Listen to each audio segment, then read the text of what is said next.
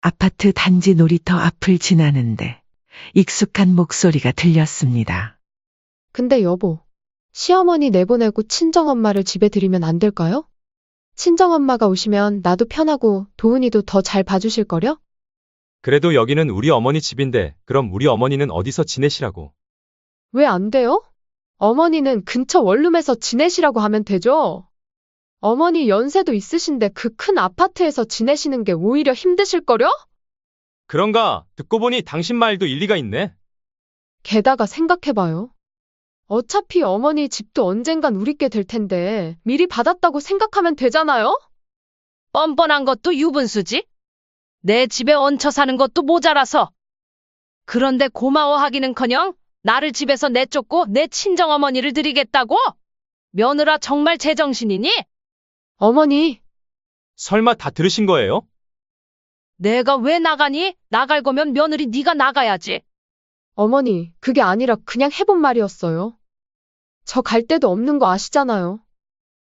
제발 한 번만 용서해주세요. 내가 그동안 손주 생각해서 편해봐주고 내 집에서 살게 해준 거지. 이 집이 너희 거란 얘기는 아니었다. 뭐하니 안 나가고? 갈 데 없으면 원룸이라도 알아보는 게 어떠니? 안녕하세요. 이 사연의 주인공은 65세 김미숙 할머님이십니다. 서울 광진구의 한 오래된 아파트 5층에서 김씨 할머니는 홀로 지내신 지 5년이 되었습니다. 창밖으로 보이는 한강과 아파트 단지의 풍경은 하루에도 몇 번씩 달라지지만 할머니의 일상은 늘 한결같았죠.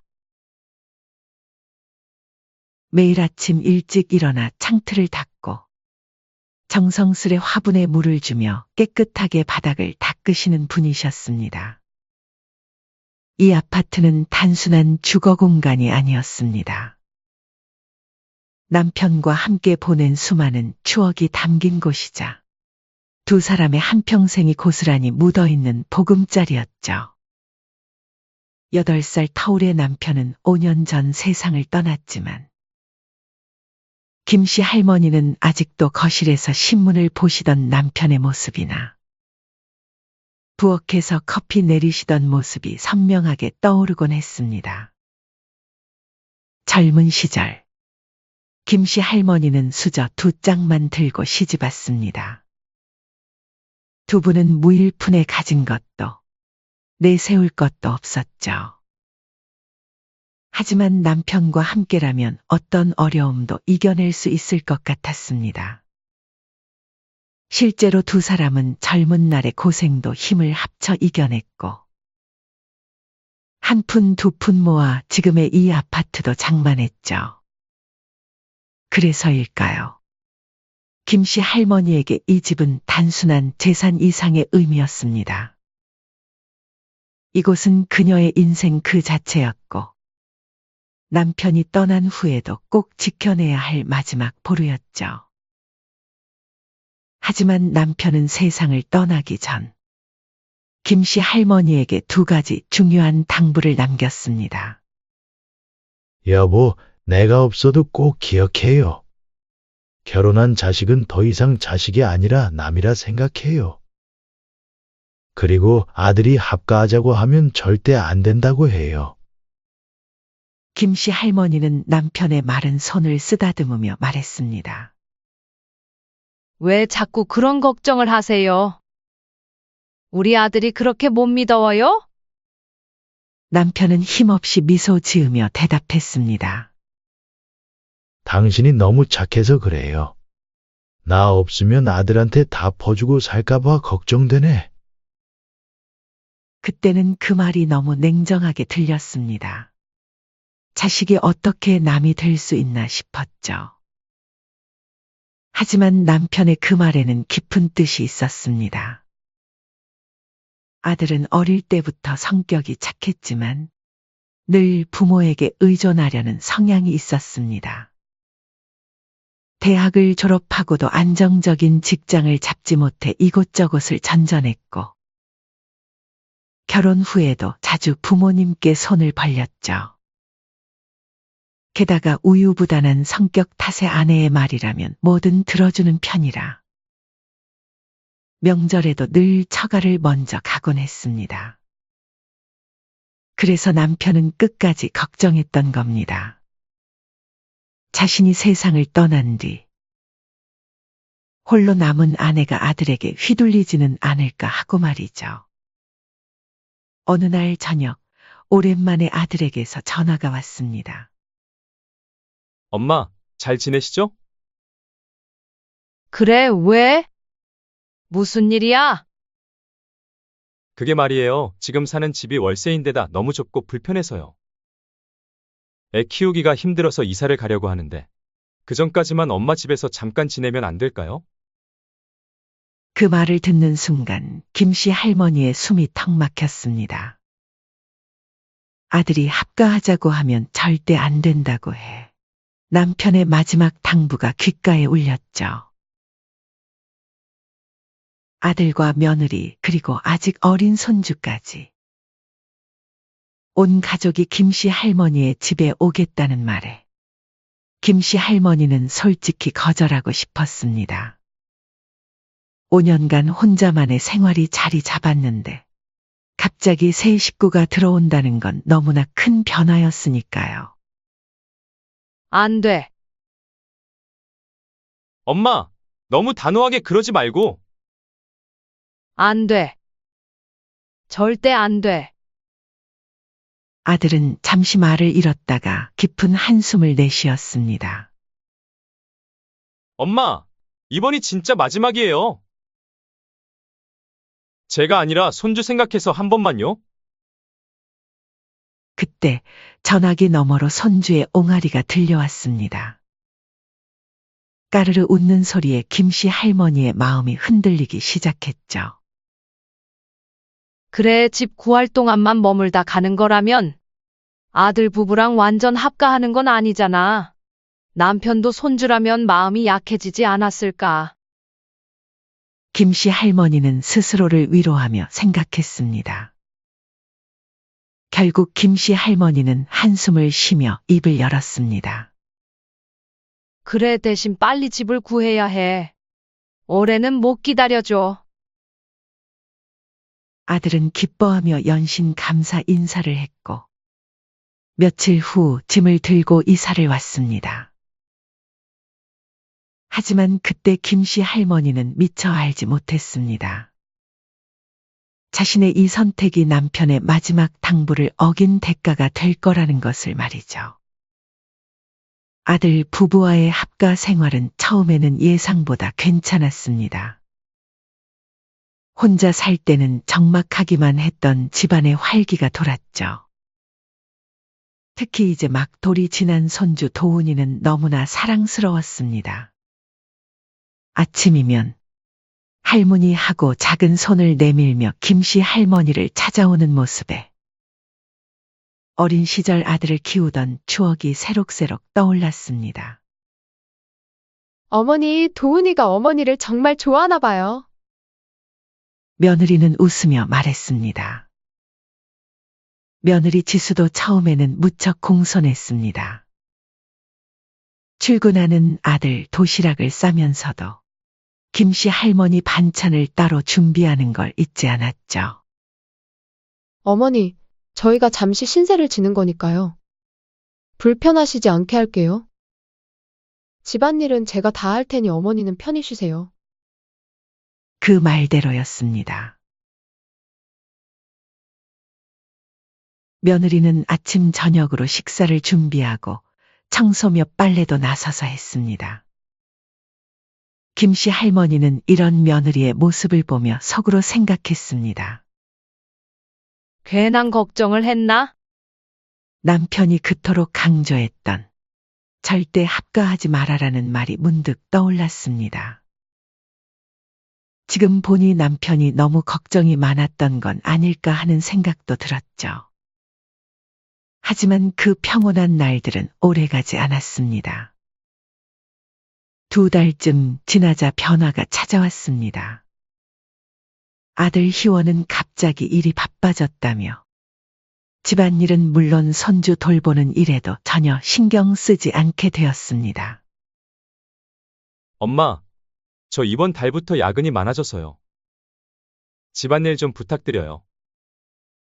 그러더니 어느 날 며느리가 갑자기 충격적인 말을 꺼냈습니다. 어머니, 저도 이제 다시 사회생활 하고 싶어요. 집에만 있으니까 너무 답답하고. 한 명이라도 돈을 더 벌면 좋잖아요. 도훈이는 낮에 어머니가 봐주시면 안 될까요? 나보고 집안일도 하고 도훈이까지 전부 보라는 말이니? 김씨 할머니가 대답도 하기도 전에 며느리는 이미 면접을 보고 왔다며 합격 소식을 전했습니다. 그렇게 손주 도훈이는 자연스럽게 김씨 할머니에게 맡겨졌죠. 심지어 며느리는 김씨 할머니가 못 믿어왔는지 손주가 잘 있는지 하루에도 몇 번씩 확인 전화가 왔습니다. 김씨 할머니는 자신이 아들을 키워본 경험이 있다는 걸 며느리가 잊은 것 같아 서운했지만 손주를 위하는 마음이려니 이해하려 노력했습니다. 하지만 김씨 할머니를 힘들게 하는 건 독박 육아만이 아니었습니다. 어머니, 제가 오늘 회식이라 늦어요. 애랑 애아빠 밥 좀 차려주세요. 엄마, 내 양말 어디 있어요? 빨아놨죠? 낮에는 어린 손주를 돌보느라 허리가 끊어질 것 같았고 저녁에는 30은 훌쩍 넘은 아들과 며느리의 뒷바라지를 해야 했습니다. 김씨 할머니에게는 아들과 며느리처럼 퇴근이란 게 없었죠. 처음에 아들은 미안해하는 기색이라도 보였습니다. 엄마, 죄송해요. 빨리 좋은 집 구해서 나갈게요. 하지만 시간이 지날수록 그마저도 변해갔습니다. 엄마도 손주 좋아하시잖아요. 좋은 집이 안 구해져서 어쩔 수 없이 좀 더 있어야 할 것 같아요. 아들은 이처럼 무책임한 말만 늘어놓았고 김씨 할머니는 자신의 선택을 후회했지만 이미 늦었다는 생각이 들었습니다. 그러던 어느 날 일이 터졌습니다. 퇴근한 지수가 김씨 할머니에게 다가와 물었습니다. 어머니, 오늘 도훈이 이유식 얼마나 먹였어요? 그건 왜 묻니? 그냥 궁금해서요. 어머니, 이제부터 도훈이 식사할 때마다 사진 찍어서 카톡으로 보내주세요. 김씨 할머니는 당황했습니다. 마치 감시를 당하는 것 같아 기분이 좋지 않았죠. 하지만 별일 아니려니 하고 넘기려는 찰나 그날 저녁 일이 커졌습니다. 지수가 잔뜩 화가 난 표정으로 김씨 할머니를 노려보았습니다. 어머니, 저한테 불만 있으시면 말로 하시지. 왜 저희 애기 밥을 적게 주세요? 저번에 너가 주라는 만큼 준 건데 아니다 미안하다. 내가 잘 몰라서 좀 적게 줬나 보다. 내일부터는 더 줄게. 김씨 할머니는 별 뜻 없이 대답했습니다. 그런데 그 순간 지수의 얼굴이 일그러졌습니다. 혹시 일부러 그러신 거 아니에요? 밥 굶기는 것도 학대라고 하던데. 제가 맘카페에 물어보니까 이거 경찰에 신고하면 아동학대죄에 해당된대요. 뭐라고? 김씨 할머니는 귀를 의심했습니다. 자신의 집에 얹혀 사는 처지에 이게 무슨 망발인가 싶었죠. 지수야, 내가 일부러 그랬을 리가 없잖아? 손주를 굶기는 할머니가 어디 있니? 허, 그래요? 근데 왜 사진 찍은 걸 보니까 양이 적죠? 앞으로는 제대로 해주세요. 전부 지켜볼 거예요. 김씨 할머니의 가슴이 쿵 내려앉았습니다. 한편 이유식 사건이 있고 며칠 뒤 또 며느리와 다른 일이 벌어졌습니다. 며느리는 퇴근하자마자 걱정스러운 표정으로 김씨 할머니를 찾아왔습니다. 어머니, 도훈이가 또래 애들보다 말도 늦고 걷는 것도 늦는 것 같아서 걱정이에요. 어린이집 선생님도 그러시더라고요. 김씨 할머니는 며느리의 걱정스러운 마음을 이해했습니다. 첫 아이다 보니 남들과 비교하며 조바심을 내는 게 당연하다고 생각했죠. 괜찮아, 지수야. 우리 희원이도 그랬었는데 지금 봐. 잘 자라지 않았니? 외동이라 걱정되는 마음 이해해. 그런데 김씨 할머니의 따뜻한 위로와 달리 며느리의 표정이 순간 일그러졌습니다. 아, 그래서 그랬구나. 남편도 그렇고 우리 아들도 왜 그런가 했더니 다 시댁 쪽을 닮아서 이런가 보네요. 며느리의 말에는 무언가 의미심장한 뉘앙스가 담겨 있었습니다. 마치 시댁을 비하하는 듯한 그 말투에 김씨 할머니는 순간 화가 치밀었습니다. 지수야, 너 그게 무슨 의미니? 그러자 며느리는 오히려 큰 소리로 맞받아쳤습니다. 뭐가요? 저는 그저 시댁을 닮았다고 한 것뿐인데 왜 화를 내시는지 모르겠네요. 어머니가 너무 예민하신 거 아니에요? 말을 마친 며느리는 얼른 자리를 피해버렸습니다. 김씨 할머니는 그 자리에 망연자실 서 있었습니다. 며느리가 자신을 노골적으로 무시한다는 생각에 가슴이 아팠습니다. 결국 김씨 할머니는 마지막으로 아들을 찾아갔습니다. 아들은 방에서 휴대폰을 보며 누워 있었습니다. 희원아, 엄마랑 잠깐 얘기 좀 하자. 내가 며느리랑 내 사이를 좀 중재해줘야겠다. 아무리 그래도 내가 너희 애를 하루 종일 돌보고 있는데 이건 너무하지 않니? 며느리가 나를 경찰에 신고한다고 하고 이제는 시댁을 무시하는 말까지 하고 내가 뭔 죄인도 아닌데. 그제서야 아들은 휴대폰에서 눈을 떼고 짜증 섞인 목소리로 말했습니다. 근데 들어보니까 엄마도 잘한 건 없는 것 같은데요? 뭐라고? 너는 지금 엄마 말을 다 듣고도 그런 말이 나와? 그러게요. 왜 밥을 적게 줬어요? 물어보고 주시지. 그리고 엄마가 아내한테 좀만 더 잘해주시면 아내도 잘했겠죠. 김씨 할머니는 순간 숨이 막혔습니다. 이게 자신의 아들이 맞나 싶었죠. 자신의 집에서 먹여주고 재워주고 손주까지 돌봐주는데 이런 대접을 받아야 한다니. 그 순간 김씨 할머니는 더 이상 할 말을 잃었습니다. 그리고 5년 전 남편이 남긴 마지막 말들의 의미를 깨닫게 되었죠. 그래, 그만하자. 엄마가 죄인이다. 김씨 할머니는 더 이상 견딜 수 없었습니다. 아침부터 저녁까지 손주를 돌보고 밥을 차리고 빨래를 하면서도 참아왔습니다. 며느리의 막말과 아들의 반복되는 변명에도 손주 생각에 한숨만 삼켰죠. 하지만 이제는 정말 한계였습니다. 이제 더는 안 되겠어. 기회 봐서 아들과 며느리를 내보내야지. 그날 아침 김씨 할머니는 오랜만에 혼자 외출을 했습니다. 매일같이 반복되는 집안일로 허리며 손목이며 쑤시지 않은 곳이 없었죠.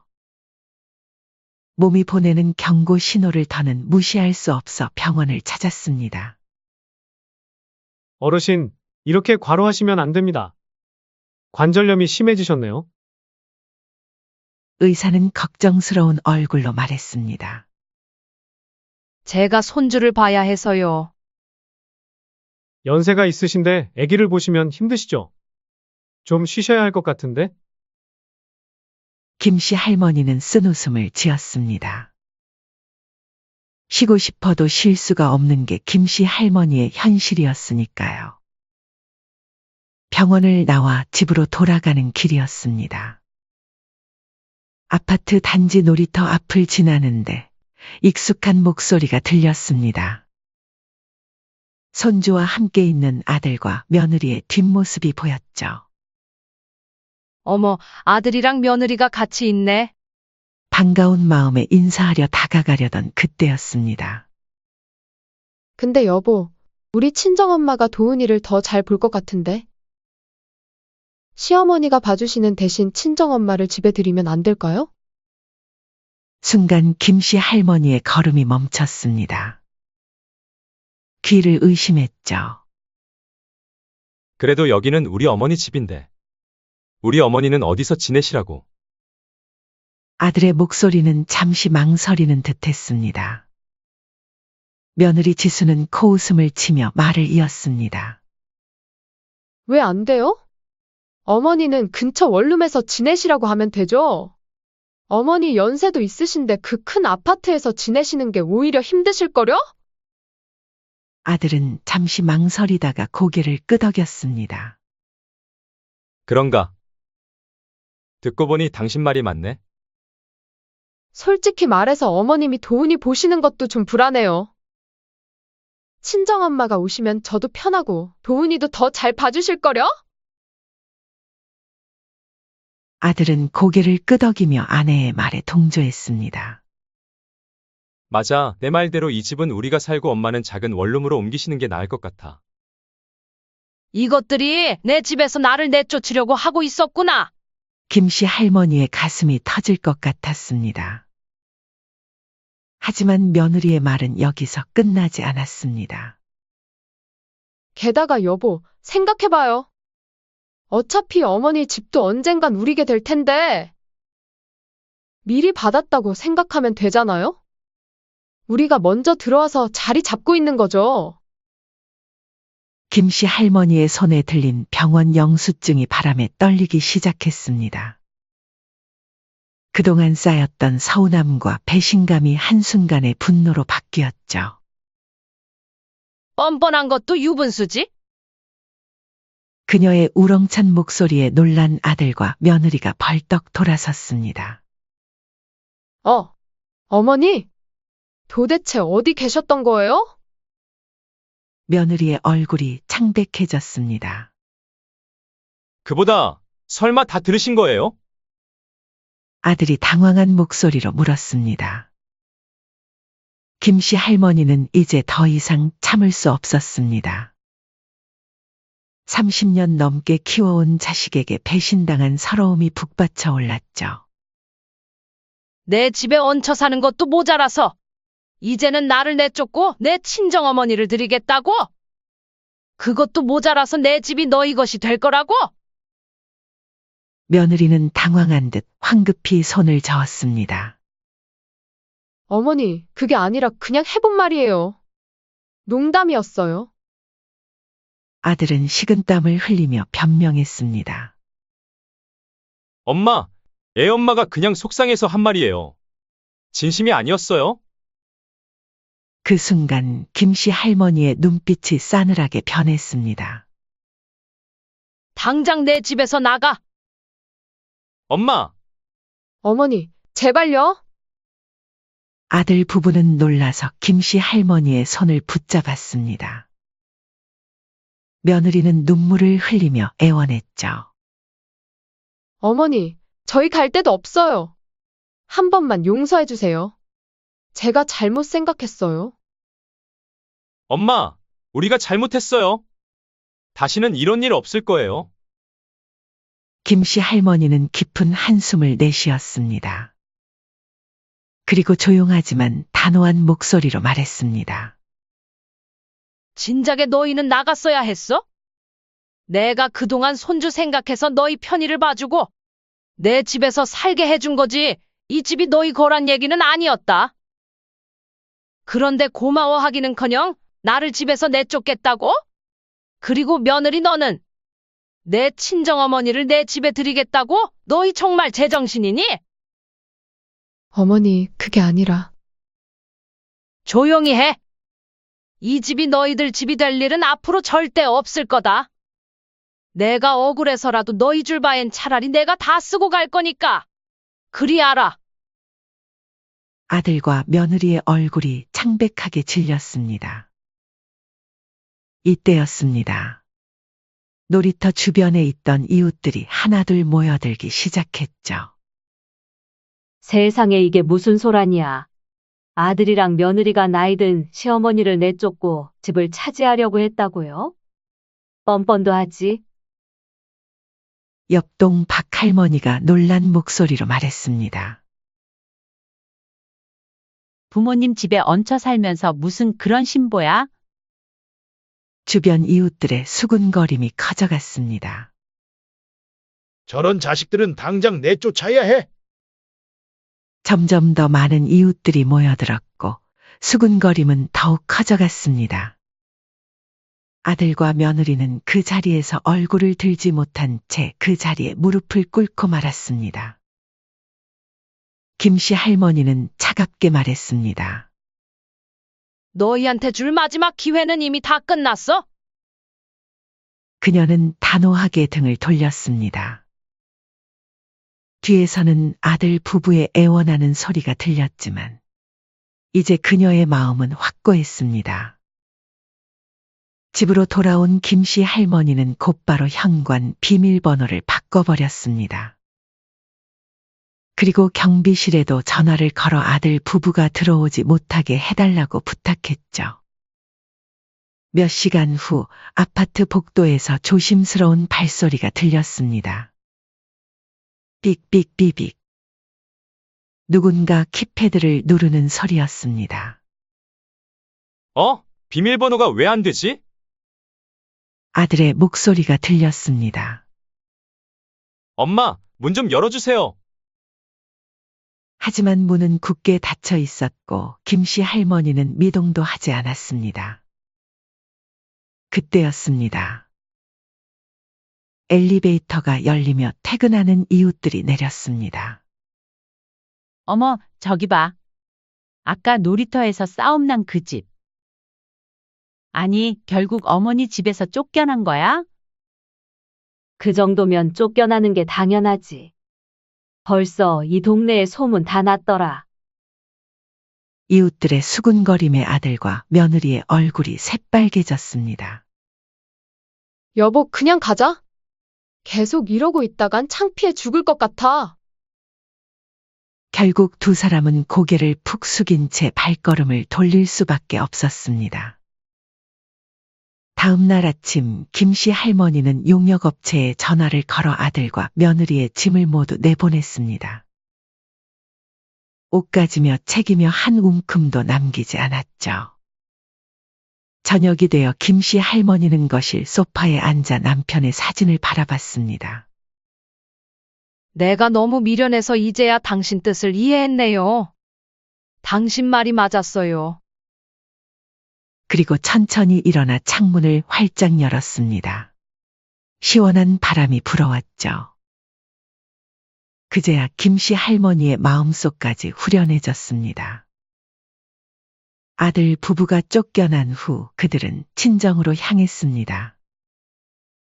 하지만 그곳에서도 환영받지는 못했습니다. 처음에는 친정 부모님이 마지못해 그들을 받아주었습니다. 하지만 한 달이 지나자 며느리의 친정 어머니는 점점 눈살을 찌푸리기 시작했습니다. 너희들 도대체 언제까지 여기 있을 생각이니? 며느리가 눈물을 글썽이며 호소했습니다. 엄마, 우리도 갈 데가 없어서 그래요. 조금만 더 시간을 주세요. 그러자 친정아버지가 씁쓸한 표정으로 말을 거들었습니다. 내가 그렇게 며느리 노릇을 제대로 했으면 시어머니가 너희를 쫓아냈겠냐? 이제 보니 사돈이 얼마나 고생하셨는지 알 것 같다. 에휴, 내 딸이 저러고 살았다니 부끄러워서 사돈 볼 낯이 없네. 그리고 김서방, 자네도 한심하긴 마찬가지야. 다 큰 어른이 부모 집에서 얹혀 살 생각을 하다니. 결국 한 달도 채 되지 않아 그들은 친정에서도 쫓겨났습니다. 돌아갈 곳이라곤 다시 그 좁고 허름한 월세방뿐이었죠. 좁디 좁은 반지하 원룸으로 짐을 옮기던 날 아들 부부는 크게 다투었습니다. 아들이 짐을 바닥에 던지며 소리쳤습니다. 다 당신 때문이야. 뭐라고요? 지금 저한테 책임을 떠넘기는 거예요? 며느리도 지지 않고 맞받아쳤습니다. 당신이 어머니한테 잘했으면 이 지경까지 왔겠어? 친정엄마 얘기는 누가 꺼냈는데?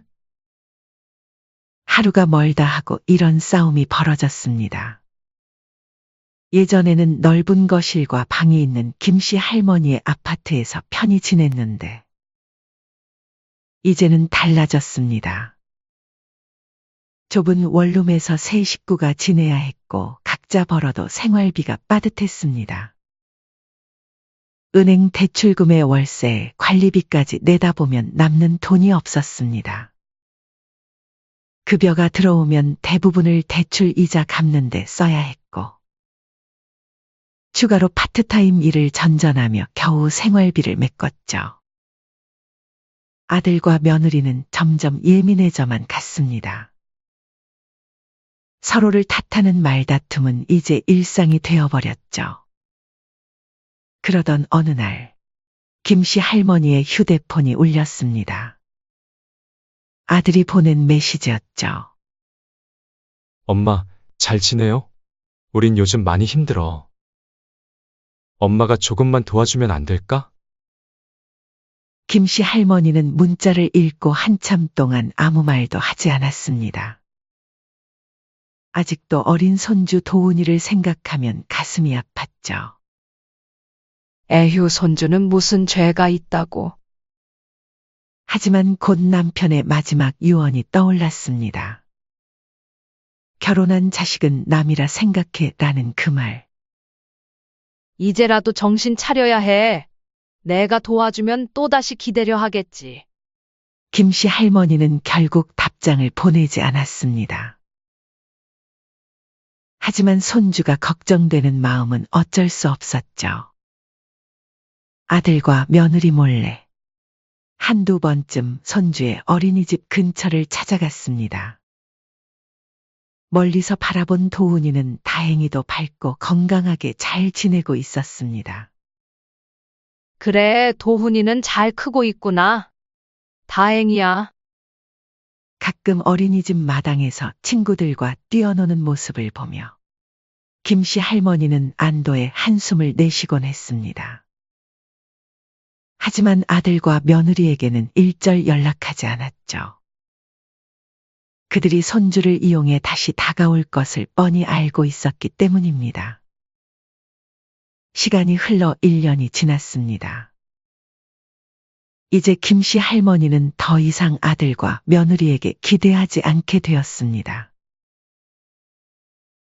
그들에게 집착도 과한 지원도 하지 않았죠. 어련히 알아서 잘하겠거니. 이제 그들을 바라볼 때면 원망도 그리움도 사라졌습니다. 그저 하나의 독립된 가정으로만 생각할 뿐이었죠. 하지만 아들과 며느리는 여전히 미련이 남은 듯했습니다. 어쩌다 한 번 연락을 해와도 대화의 끝엔 슬쩍 도움을 바라는 기색이 엿보였죠. 엄마, 요즘 어떻게 지내요? 몸은 괜찮아? 응, 잘 지내지. 무슨 일인데? 아니야, 그냥 가끔 엄마 생각나서. 혹시 손주 용돈이라도 좀 줄 수 있어? 그러나 김씨 할머니는 단호했습니다. 그런 말 하려고 전화한 거면 앞으로 안 해도 돼. 엄마, 너무하잖아. 손주 생각은 안 해. 됐다. 끊으마. 김씨 할머니는 더 이상 아들과 며느리의 간보기에 휘둘릴 생각은 없었습니다. 그리고 김씨 할머니는 이제 남편이 남겨준 이 집을 철저히 지키기로 결심했죠. 변호사를 찾아가 상담을 받고 아무도 자신의 재산에 손대지 못하도록 확실하게 대비했죠. 혹시라도 나중에 아들과 며느리가 다시 욕심을 낼까 걱정되었기 때문입니다. 제 재산을 지킬 수 있는 가장 확실한 방법이 뭘까요? 변호사는 몇 가지 서류를 내밀며 설명했습니다. 유언장을 공증하시는 게 좋겠습니다. 김 씨 할머니는 꼼꼼히 듣고 자신의 재산을 확실하게 보호할 법적 조치를 취하기 시작했습니다. 이제 그녀는 더 이상 호구가 아니었습니다. 현명한 노인으로 거듭난 것이죠. 아침 햇살이 부엌을 비쳤습니다. 김 씨 할머니는 여유롭게 차를 한 모금 마셨습니다. 더 이상 불안하지 않았죠. 이제는 오롯이 자신의 인생을 살아갈 뿐이었습니다. 창밖을 바라보며 조용히 중얼거렸습니다.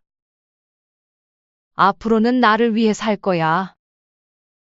예전 같았으면 아들과 며느리의 눈치를 보느라 한숨을 쉬었겠지만 이제는 온전히 그녀만을 위한 시간이었습니다.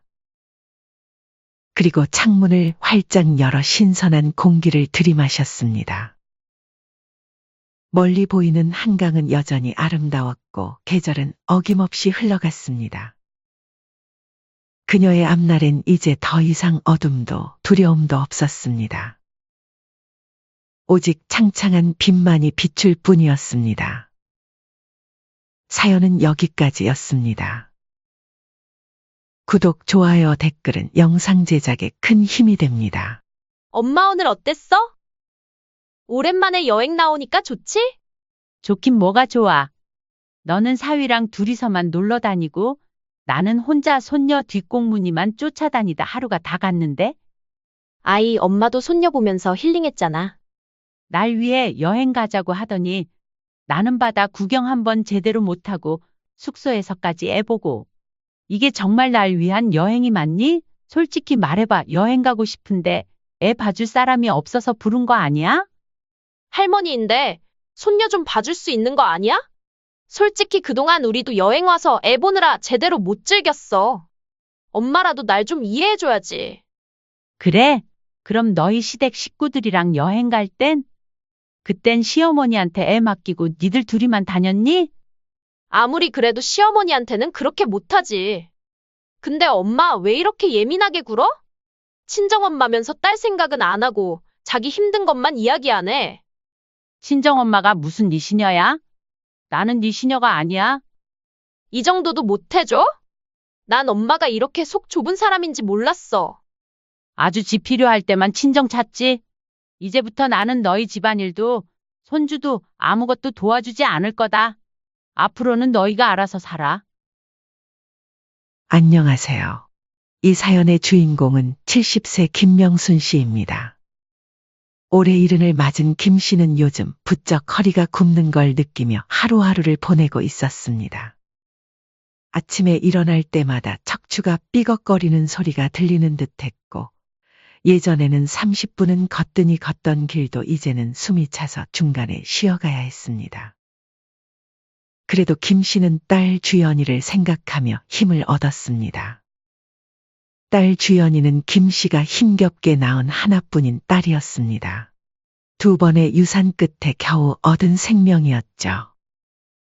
그 시절 아들을 낳지 못한 여자의 서름은 뼈에 사무쳤습니다. 갓 출산한 몸으로 시어머니 앞에 서면 핀잔이 쏟아졌죠. 남들은 아들 낳는다는데 너는 하등 쓸모없구나. 며느리 취급받고 싶으면 아들 하나쯤은 낳았어야지. 우리 집안대는 누가 이을 거냐. 너 때문에 우리 아들이 대가 끊기게 생겼다. 하는 말들이 하루도 빠지지 않았습니다. 매일 밤 이불 속에서 흘린 눈물은 베개를 적셨고 아무리 노력해도 시어머니의 마음을 얻을 수 없다는 절망감이 김 씨를 올감했습니다. 명절이면 아들 낳은 동서들은 대접받았지만 김 씨는 부엌 한켠에서 눈치만 보며 잔심부름이나 해야 했습니다. 제사상을 차리고 음식을 나를 때도 사람들 뒤에서만 머물러야 했고 식사 자리에서는 늘 맨 끝이었습니다. 얘 가서 국그릇 좀 더 가져와. 심지어 시어머니는 한 번도 김 씨의 이름도 제대로 불러주지 않았습니다. 그런 수모를 당하면서도 김 씨는 꾹 참았습니다. 그날 밤 김 씨는 딸을 품에 안고 소리 없이 울었습니다. 그럼에도 불구하고 김 씨는 딸을 낳은 것을 단 한 번도 후회한 적이 없었습니다. 딸이 해맑게 웃을 때면 세상의 핍박도 서러움도 잠시 잊혀졌습니다. 작은 두 손으로 엄마의 얼굴을 감싸고 엄마, 사랑해라고 말할 때면 온 세상을 다 가진 것 같은 행복감이 밀려왔죠. 시간은 흘렀습니다. 김 씨는 억척스럽게 일하고 아끼며 딸을 키웠습니다. 그렇게 모든 것을 딸에게 쏟아부은 결과 딸은 어머니의 사랑과 뒷바라지를 등에 업고 무사히 대학을 졸업했고 몇 해 전에는 성실한 남자와 결혼해 사랑스러운 손녀 수연이까지 낳았습니다. 딸이 아장아장 걷던 시절부터 꿈꿔왔던 행복한 가정을 이제야 눈앞에서 이룬 것 같아 김 씨는 세상을 다 가진 기분이었습니다. 그때는 딸 낳았다고 천대받았지만 지금은 이렇게 딸 가진 게 부러움이 되는 세상이니 참 다행이지. 김 씨는 요즘처럼 딸을 낳은 게 흠이 아닌 시대가 되었다는 게 늦게나마 위안처럼 느껴졌습니다. 한편 딸은 착하지만 의존적인 편이었습니다. 어릴 때부터 혼자 힘든 일은 잘 못 견디고 늘 엄마에게 의지했습니다. 결혼 후에도 그 버릇은 쉽게 고쳐지지 않았죠. 결혼하고 가정을 이뤘지만 여전히 사소한 일부터 큰일까지 엄마 김 씨를 찾았습니다.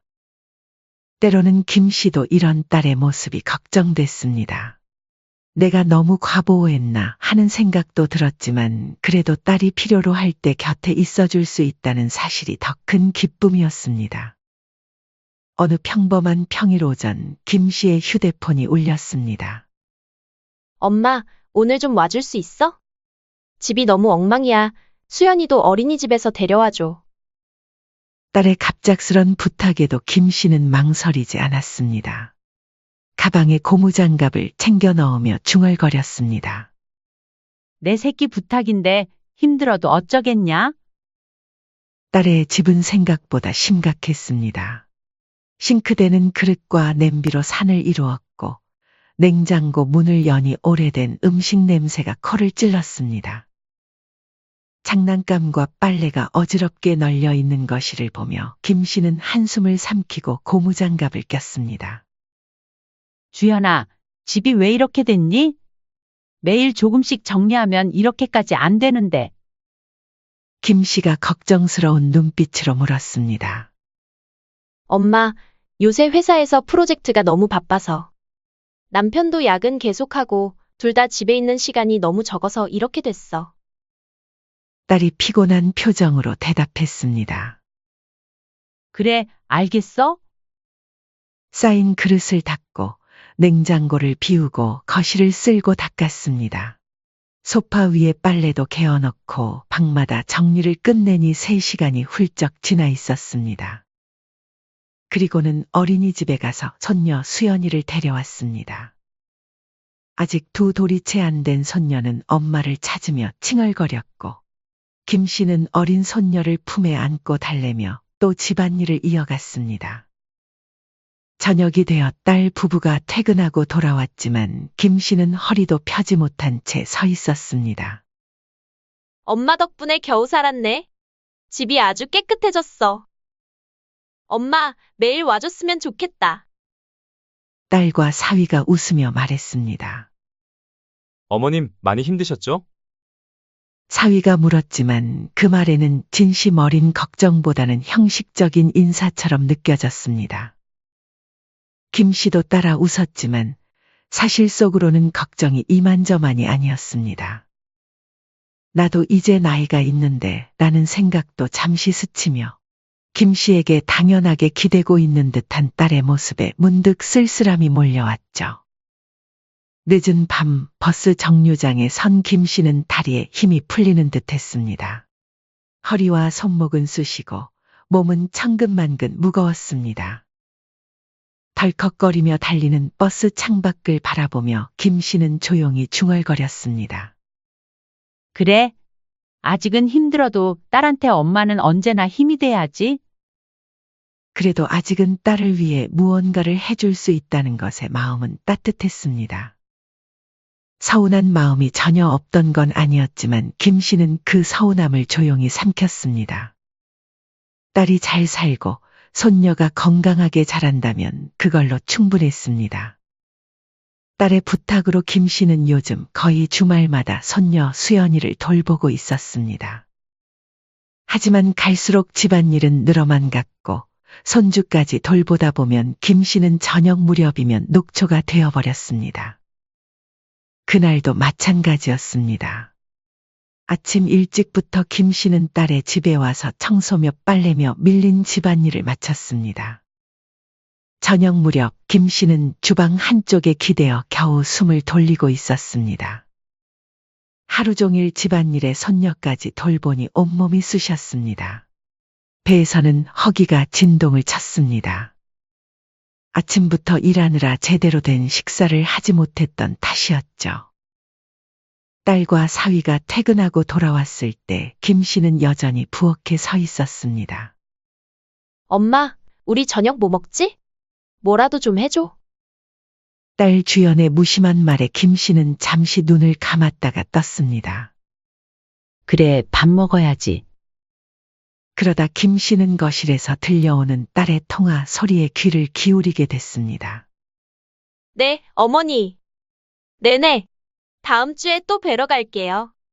선물은 마음에 드셨어요? 백화점에서 일부러 좋은 걸로 고른 거예요. 딸의 목소리는 평소 김 씨에게 대하는 것과는 딴판이었습니다. 나한테는 집안일만 시키더니. 김 씨는 가슴 한편이 퍽하고 내려앉았습니다. 물론 시어머니에게 잘하는 것은 좋은 일입니다. 김 씨 자신도 시어머니 때문에 고생했던 기억이 있기에 딸이 시댁에서 사랑받는 며느리가 되길 바랐습니다. 그렇기에 김 씨는 아무 말도 하지 않았습니다. 그래서 속이 쓰려도 그냥 모른 척 지나쳤습니다. 엄마, 나 배추국 끓여줘, 뜨끈하게. 전화를 끄는 딸이 태연하게 말하며 웃었습니다.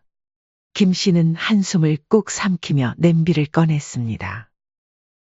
알았어, 금방 끓여줄게.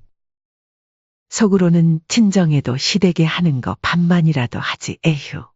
라는 생각도 들었지만 그런 말은 차마 딸에게 하지 못했습니다. 며칠 후 김 씨의 생일날이 다가왔습니다. 그래도 딸이 무엇이라도 챙기려 오겠지 하는 기대가 있었습니다.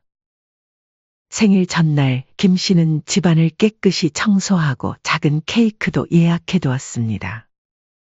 그러나 생일 아침 딸에게 걸려온 전화는 그 기대를 깨뜨렸습니다. 엄마, 미안해. 오늘은 도저히 시간 못 낼 것 같아.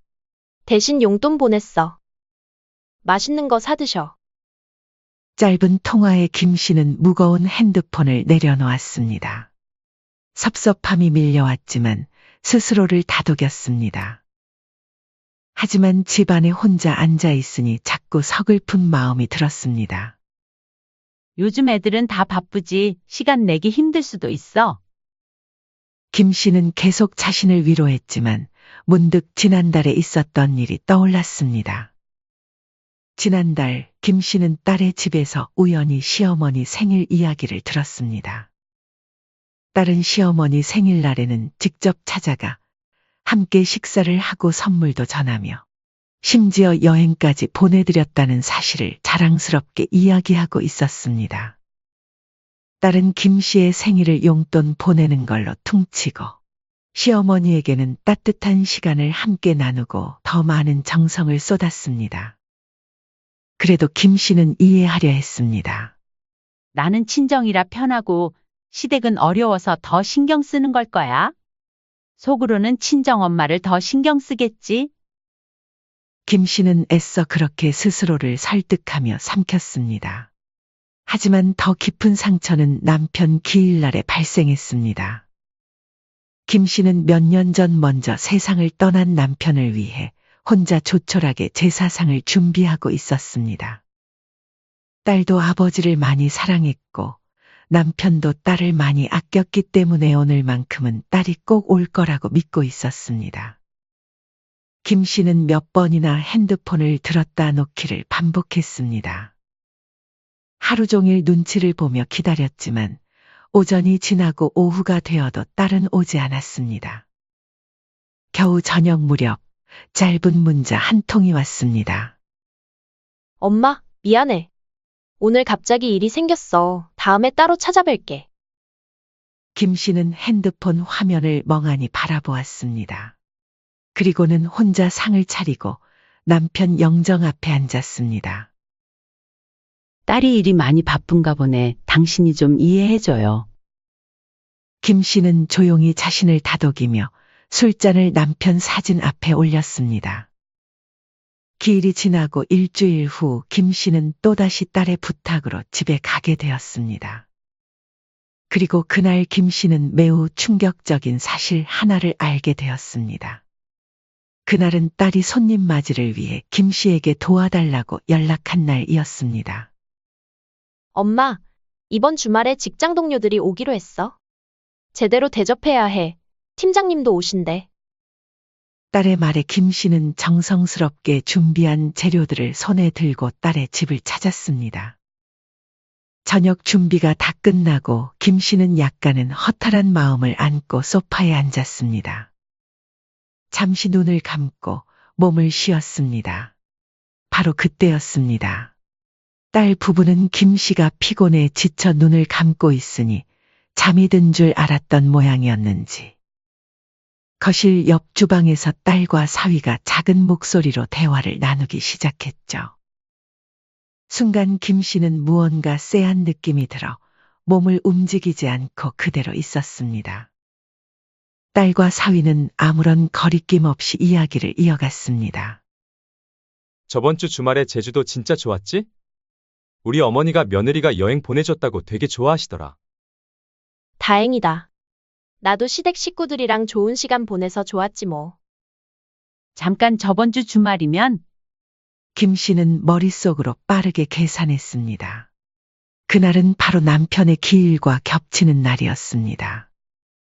딸은 남편의 기일에 시댁 식구들과 제주도 여행을 다녀온 것이었습니다. 딸이 작은 목소리로 말했습니다. 아버지 기일에는 엄마한테는 일 있다고 거짓말했어. 알면 서운해할까봐. 김 씨는 조용히 주먹을 움켜쥐었습니다. 거짓말까지 하면서 아버지 기일에 안 오고 시댁 챙기러 제주도까지 간 거야?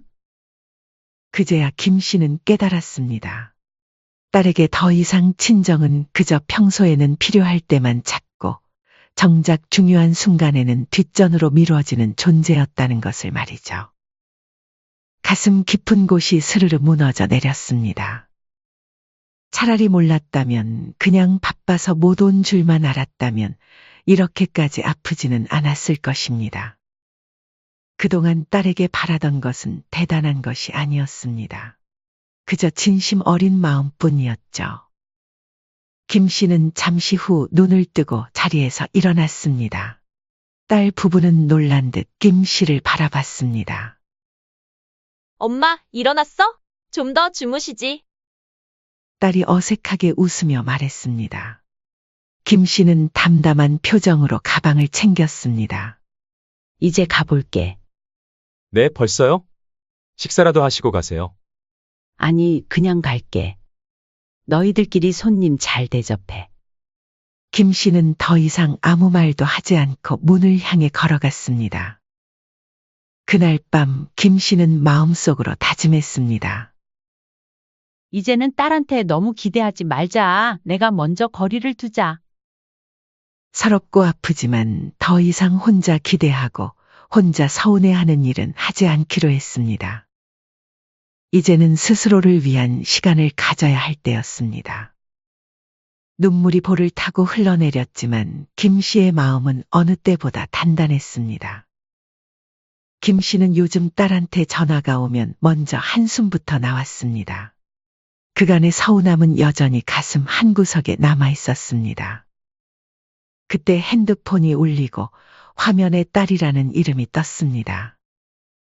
김 씨는 잠시 바라보다가 마음을 굳게 먹고 전화를 받았습니다. 엄마, 이번 주말에도 시간 되지? 딸의 목소리에는 당연함이 묻어 있었습니다. 미안하다, 주연아. 시간 안 될 것 같아? 김 씨는 핑계를 댔습니다. 이제는 딸의 부탁이 달갑지 않았습니다. 알겠어, 엄마. 그럼 다음에 연락할게.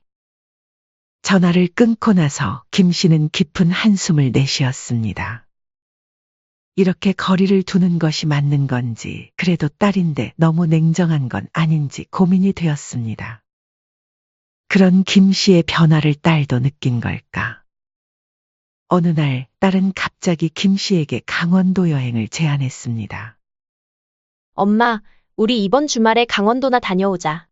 준비는 남편이랑 나랑 다 할게. 엄마는 몸만 오면 돼. 그동안 우리 엄마 고생한 거 생각나더라고. 뜻밖의 제안에 김 씨는 한참을 망설였지만 다른 한편으로는 딸이 진심으로 화해하고 싶어 하는 건지도 모른다는 생각도 들었습니다. 갑자기 왜? 그냥 엄마랑 요새 많이 못 봤잖아. 같이 좋은 시간 보내고 싶어서. 그렇게 한 달 후 강원도 여행을 약속하며 김 씨는 다시 작은 기대를 품게 되었습니다.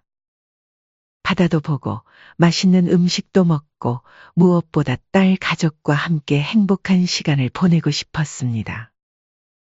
딸과의 관계가 다시 회복되기를 바라는 마음으로 여행 날을 손꼽아 기다렸습니다. 여행 당일 강원도의 바닷바람은 상쾌했습니다. 김 씨는 오랜만에 설레는 마음으로 숙소에 도착했습니다. 바다가 보이는 작은 펜션이었는데 창문을 열면 파도 소리가 들려왔습니다. 엄마, 방 어때? 바다 보이는 방으로 특별히 예약했어. 방 정말 좋다. 고마워, 주연아. 김 씨는 진심으로 미소 지었습니다.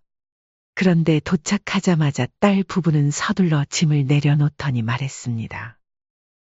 엄마, 우리 둘이 잠깐 요 앞 바닷가 갔다 올게. 수연이 잠깐만 봐줘. 응, 너희 둘이서만?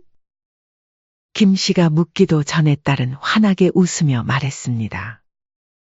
엄마도 밑에 카페에서 편히 쉬고 있어. 금방 갔다 올게. 순간 김 씨의 가슴에 실망감이 밀려왔습니다. 김 씨는 품에 손녀를 안은 채 어리둥절했습니다. 아니, 이렇게 애를 나한테 맡기고 가면 나보고 어떻게 편히 쉬라는 거야. 당연히 어린 손녀는 한자리에 가만히 있지 않았습니다. 음료수를 엎지르고 의자에서 내려오겠다고 보채고 김 씨는 허리를 굽혀 아기를 붙잡고 간식이며 물티슈를 챙기느라 진땀을 뺐습니다. 근데 이번 여행을 날 위해서 온 거라고 하지 않았나? 김 씨는 쓴 웃음을 삼켰습니다. 자신이 기대했던 가족 여행은 이런 게 아니었습니다. 결국 또다시 딸 부부를 위한 베이비시터 역할로 전락한 것 같아 서글펐습니다. 그날 하루 김 씨는 손녀를 안고 해변을 따라 쫓아다녔습니다. 바다는 코앞이었지만 발끝에도 닿지 못했습니다. 실컷 파도 소리를 들으며 휴식을 취하고 싶었지만 그런 여유는 허락되지 않았습니다. 아이는 지칠 줄 모르고 이리저리 뛰어다녔고 김 씨는 숨이 차서 겨우겨우 뒤따랐습니다.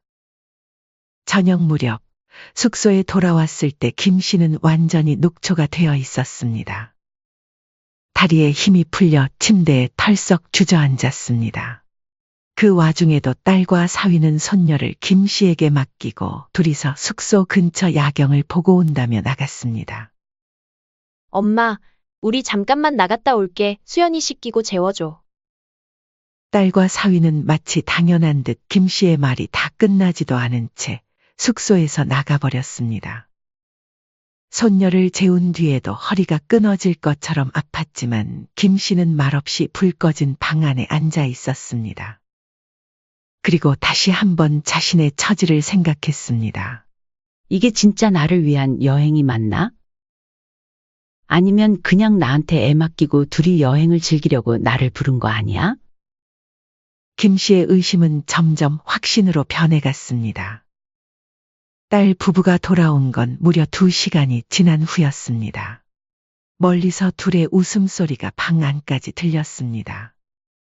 사위가 잠시 전화를 받으러 나간 뒤 딸이 다가왔습니다. 한껏 기분 좋은 얼굴로 김 씨에게 물었죠. 엄마 오늘 어땠어? 오랜만에 여행 나오니까 좋지? 김 씨는 그 말을 듣는 순간 가슴 한켠에 꾹꾹 눌러뒀던 서운함이 터져나왔습니다. 좋긴 뭐가 좋아.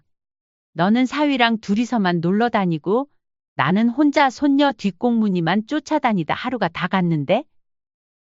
딸은 순간 당황했지만 이내 웃으며 말했습니다. 아이, 엄마도 손녀 보면서 힐링했잖아. 김 씨는 고개를 저었습니다. 날 위해 여행 가자고 하더니 나는 바다 구경 한번 제대로 못하고 숙소에서까지 애 보고. 이게 정말 날 위한 여행이 맞니? 솔직히 말해봐. 여행 가고 싶은데 애 봐줄 사람이 없어서 부른 거잖아? 조심스럽게 쏟아낸 말이었지만 딸 주연은 되려 뻔뻔하게 웃으며 말했습니다. 할머니인데 손녀 좀 봐줄 수 있는 거 아니야? 솔직히 그동안 우리도 여행 와서 애 보느라 제대로 못 즐겼어. 엄마라도 날 좀 이해해줘야지. 김 씨는 그 말을 듣고 머리가 멍해졌습니다. 자신은 그저 손녀를 봐주기 위한 도구에 불과한 것 같았습니다. 그래? 그럼 너희 시댁 식구들이랑 여행 갈 땐? 그땐 시어머니한테 애 맡기고 니들 둘이만 다녔니? 예상대로 딸은 순간 표정을 굳혔습니다. 아무리 그래도 시어머니한테는 그렇게 못하지. 근데 엄마는 왜 이렇게 예민하게 굴어? 엄마가 친정엄마 자격이 있어? 친정엄마면서 딸 생각은 안 하고 자기 힘든 것만 이야기 안 해. 친정엄마가 무슨 네 시녀야? 나는 내 시녀가 아니야. 목소리가 떨렸습니다. 평소 같으면 삼키고 넘어갔을 말들이 김 씨의 입에서 터져나오기 시작했습니다. 이에 딸은 기가 막힌다는 듯 웃으며 말했습니다. 이 정도도 못 해줘? 난 엄마가 이렇게 속 좁은 사람인지 몰랐어. 김 씨는 딸의 말에 가슴이 찢어지는 듯 했습니다. 그동안 얼마나 많은 것을 참고 견뎌왔는지 딸은 전혀 모르고 있었습니다. 남편 기일에 거짓말하고 시댁 여행 간 것부터 이번 여행에서 자신을 단지 손녀 돌보는 사람으로만 대하는 것까지. 그 모든 것을 견디고도 속 좁다라는 소리를 들어야 했습니다. 김 씨는 단호하게 말했습니다. 너는 네 필요할 때만 친정 찾지. 이제부터 나는 너희 집안일도 손주도 아무것도 도와주지 않을 거다. 앞으로는 너희가 알아서 살아. 딸 주연은 기가 막힌다는 표정으로 김 씨를 바라봤지만 김 씨는 더 이상 흔들리지 않았습니다. 여행은 그렇게 씁쓸하게 끝났습니다. 돌아오는 길, 김 씨는 택시에서 창밖을 바라보며 조용히 결심했습니다. 이제는 주기만 하는 관계를 끝내야겠다. 나도 나를 좀 더 아껴야지. 그날 밤 딸에게서 온 전화를 김 씨는 받지 않았습니다. 그리고 핸드폰 전원을 꺼버렸습니다. 앞으로는 딸의 연락을 받지 않을 생각이었습니다. 아무리 마음이 쓰여도 이번에는 진심으로 스스로를 지키기로 했습니다. 소파에 앉아 김 씨는 깊은 숨을 내쉬었습니다. 마음이 아프고 무거웠지만 동시에 어떤 홀가분함도 느껴졌습니다. 김 씨는 오랜만에 편안한 마음으로 잠에 들었습니다. 강원도 여행 이후 김 씨는 딸과 연락을 완전히 끊었습니다. 핸드폰은 항상 무음으로 해두었고 딸의 이름이 뜨는 화면을 볼 때마다 고개를 돌렸습니다. 처음에는 아프고 힘들었지만 그것은 자신을 위한 결단이었습니다. 이전에는 늘 딸의 부탁이나 집안일로 하루가 시작되었지만 이제는 온전히 자신만의 시간이었습니다. 김 씨는 그토록 바랐던 평범한 일상을 되찾았습니다. 새벽마다 청소하고 장을 보고 손녀를 돌보느라 허덕이던 나날 대신 이제는 공원 산책도 하고 친구들과 차를 마시며 웃을 수 있었습니다. 딸에게 마음을 쏟던 시간을 이제는 자신을 위해 쓸 수 있게 되었습니다. 그러던 어느 주말 오후 김 씨가 집에서 조용히 쉬고 있을 때였습니다. 조심스레 초인종을 누르는 소리에 김 씨가 문을 열자 문 앞에는 눈시울이 붉어진 딸이 서 있었습니다. 엄마, 미안해. 나 진짜 엄마 너무 보고 싶었어.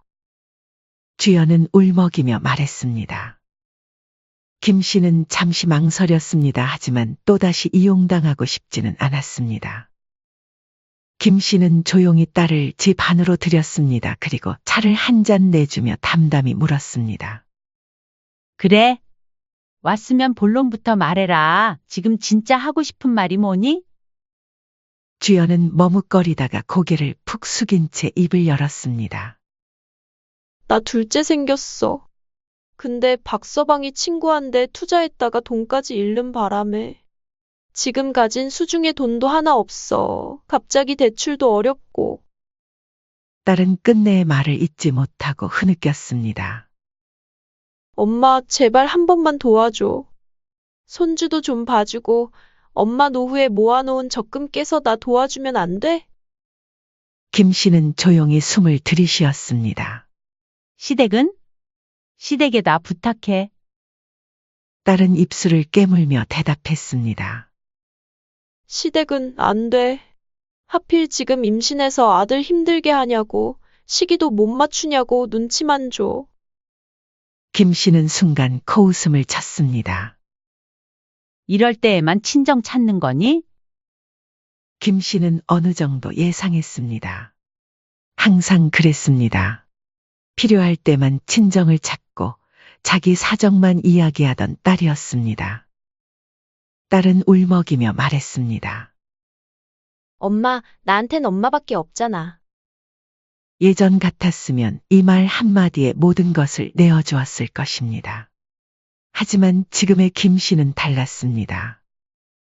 주연아, 김 씨는 낮고 단호한 목소리로 말했습니다. 이제 너희 집안일은 너희 몫이야. 딸은 억울한 듯 눈물을 뚝뚝 흘렸습니다. 그동안 친정엄마가 무조건 도와줄 거라 생각했던 딸은 이런 단호한 거절을 예상하지 못했던 것 같았습니다. 엄마는 어떻게 그래? 친정엄마가 이럴 수 있어? 지금 내가 얼마나 힘든지 알기나 해? 김 씨는 차분하게 딸에게 말했습니다. 엄마는 지금껏 네가 힘들다 하면 다 봐줬고 네가 원하면 어떻게든 맞춰줬다. 그게 사랑인 줄 알았는데 결과적으로 내가 딸을 망친 거더라. 이제부터는 엄마 없이 내 스스로 해결해봐. 너희는 아직 젊고 몸 멀쩡하고 못할 게 없어. 좀만 힘들다고 부모에게 손 벌리고 울면 앞으로 인생 어떻게 살 거냐? 김 씨의 단호한 말에 딸은 말없이 눈물을 떨궜습니다. 그리고 이내 자신의 집으로 돌아갔죠. 그날 이후 김 씨는 딸과 다시 멀어졌습니다. 하지만 김 씨는 후회하지 않았습니다. 정신없이 끌려다니던 나날이 끝나고 김 씨는 조용히 자신의 삶을 지키며 살았습니다. 그러나 친척들을 통해 딸의 소식을 간간히 들을 수 있었습니다. 딸의 생활은 점점 더 힘들어졌습니다.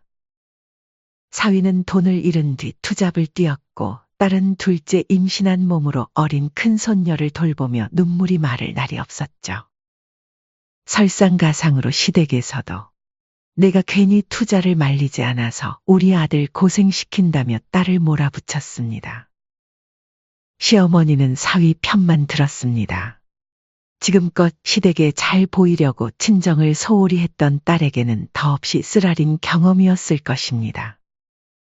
이제야 자신이 얼마나 어머니에게 의존하고 있었는지, 그리고 그 의존이 얼마나 당연한 것처럼 여겨졌는지 깨달았습니다. 엄마는 나한테 모든 걸 줬었구나. 나는 너무 당연하게 생각했었어. 딸은 갓난아기를 품에 안고 손을 곱씹으며 눈물을 삼켰습니다.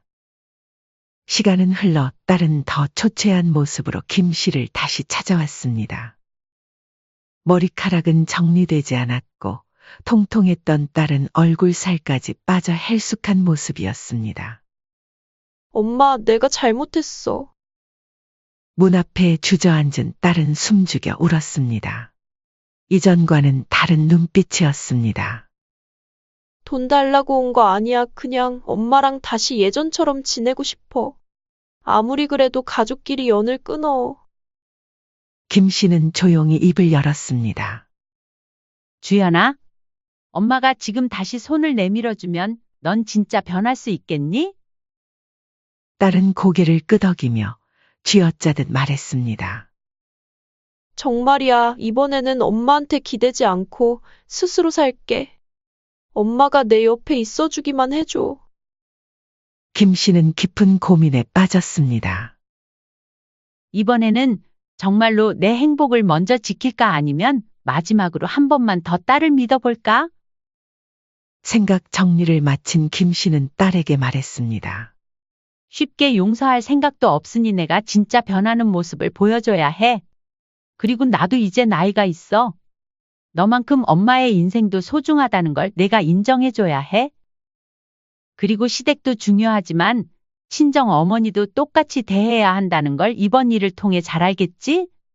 부모의 지원을 당연하게 여기거나 필요할 때만 찾는 그런 모습은 안 돼. 딸은 진지하게 고개를 끄덕였습니다. 그 눈빛에는 예전과 다른 결연함이 보였습니다. 알겠어요, 엄마. 진짜 변할게요. 그래. 근데 아직은 엄마도 시간이 필요해. 김 씨는 지금도 수십 번 마음이 흔들렸습니다. 여전히 딸이 저지른 많은 상처들이 마음속에 선명했습니다. 하지만 눈앞에 힘없이 주저앉은 딸을 보자 김 씨의 가슴은 저리게 아파왔습니다. 여러분은 제가 어떤 결정을 내리는 게 옳다고 생각하세요? 여러분이라면 어떤 선택을 하셨을지 댓글로 소중한 의견을 남겨주시면 감사하겠습니다. 꼭 읽어보겠습니다. 사연은 여기까지였습니다. 구독, 좋아요, 댓글은 영상 제작에 큰 힘이 됩니다. 인생의 쉼표를 시청해 주셔서 감사합니다.